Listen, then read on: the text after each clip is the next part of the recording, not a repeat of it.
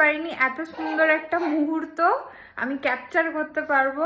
আমার ভয় লাগছিল যে দেবনীল আর মাহি এরকম বালিশ নিয়ে খেলছে, ও ভয় পাচ্ছে হয়তো, কিন্তু ও যে এত সুন্দর করে হাসবে এতক্ষণ ধরে আমি মানে আনন্দে কেঁদে ফেলছি। দেখো